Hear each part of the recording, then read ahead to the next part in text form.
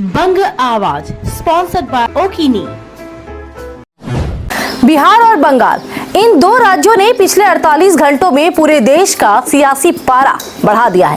एक तरफ बिहार में नीतीश कुमार ने इस्तीफा देकर सबको चौंकाया और दूसरी तरफ पश्चिम बंगाल में अचानक राज्यपाल सीवी आनंद बोस का इस्तीफा। जी हाँ, कार्यकाल अभी बाकी था उनका, लेकिन हलचल ऐसी थी कि दिल्ली से कोलकाता तक मच गया हड़कंप। बंगाल में ममता बनर्जी और बोस के बीच के हल्के पुल्के उतार चढ़ाव वाले रिश्ते का अंत हो गया है और अब बंगाल के 24वें राज्यपाल के तौर पर एंट्री हो रही है आर.एन. रवि की। ये नाम सुनते ही राजनीतिक गलियारों में खलबली मच गई है। रातों रात ये जो बदलाव हुआ है वो सिर्फ बंगाल तक सीमित नहीं रहा, बल्कि उन राज्यों में भी हुआ जहां आने वाले कुछ महीनों में विधानसभा चुनाव होने वाले हैं। आखिर कौन है रविंद्र नारायण रवि? 3 अप्रैल 1952 को पटना में जन्मे रवि साहब ने फिजिक्स में मास्टर्स की है।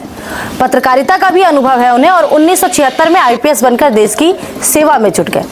उन्हें केरल कैडर मिला, लेकिन उनकी पहचान एक सख्त अधिकारी के रूप में बनी। आर.एन. रवि कोई साधारण पुलिस अफसर नहीं रहे हैं। उन्होंने देश की सबसे प्रतिष्ठित जांच एजेंसियों सीबीआई और इंटेलिजेंस ब्यूरो यानी आईबी में दशकों तक अपनी सेवाएं दी हैं।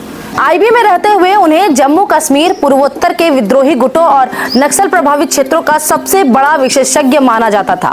साल 2012 में रिटायर होने के बाद 2014 में उन्हें जॉइंट इंटेलिजेंस कमेटी का चेयरमैन नियुक्त किया गया।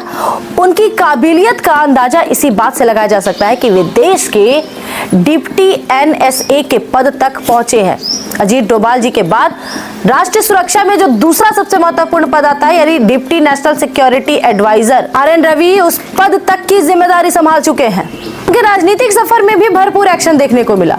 केंद्र सरकार ने उन्हें नगा विरोधी गुटों के साथ बातचीत करने के लिए मुख्य वार्ताकार बनाया था, जहां 2015 के ऐतिहासिक नगा शांति समझौते में उनकी भूमिका निर्णायक रही।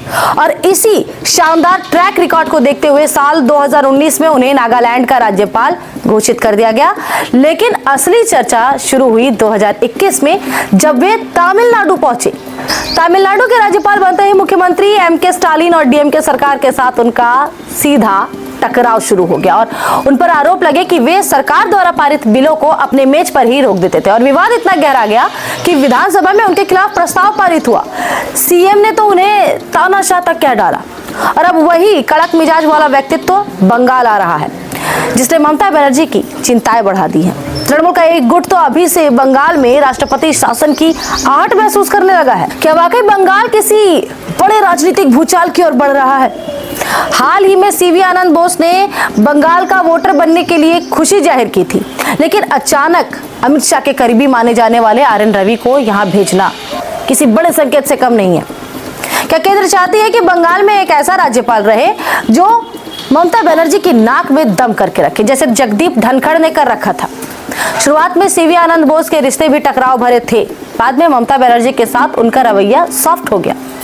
क्या ये बात खटक गई है केंद्र को?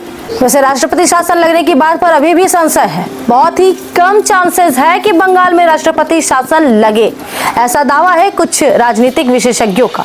उनका यह भी दावा है कि बीजेपी ने अब तक किसी भी राज्य में राष्ट्रपति शासन लगवाकर चुनाव नहीं करवाया है, मणिपुर को छोड़कर। वहां उनकी खुद की सरकार थी और वहां 2023 से जो दंगे थे वो काफी भड़क चुके थे। असली पेच फंसा है एसआईआर के तहत। 60 लाख विचाराधीन वोटर्स है इस पे। इनमें से 3.5 लाख नामों को हरी झंडी मिल चुकी है, लेकिन 56.5 लाख लोगों का डॉक्यूमेंट वेरिफिकेशन अभी भी बाकी है। और जिस रफ्तार से ये काम चल रहा है, इस प्रक्रिया में कम से कम 112 दिन का समय लग सकता है पूरी एसआईआर प्रक्रिया को खत्म करने में। ऐसे में मई के पहले सप्ताह तक चुनाव की प्रक्रिया पूरी करनी होगी। अगर सब कुछ ऐसे तय रहा तो बहुत संभव है कि ज्यादातर लोग एसआईआर की अग्नि परीक्षा पास करने के बाद भी शायद ही अपना वोट कास्ट कर पाए, जिनमें सिर्फ मुस्लिम नहीं बल्कि बड़ी संख्या में शामिल होंगे हिंदू और मतवा समाज के लोग भी। आपका क्या कहना है इस पूरे सिचुएशन पर? क्या रणनीति हो सकती है अमित शाह की बंगाल को फतह करने के लिए? अपने विचार हमें कमेंट बॉक्स में दीजिए और ये वीडियो पसंद आई है तो वीडियो को लाइक करके लोगों के साथ शेयर कर लीजिए। चैनल पर नए हैं तो चैनल को सब्सक्राइब कर लीजिए। फेसबुक पर देख रहे हैं तो पेज को फॉलो कर लीजिए। फिर होगी मुलाकात राजनीति और जनता से जुड़ी एक और मुद्दे के साथ। मैं हूं श्वेता पांडे और आप देख रहे थे बंग आवाज। नमस्कार।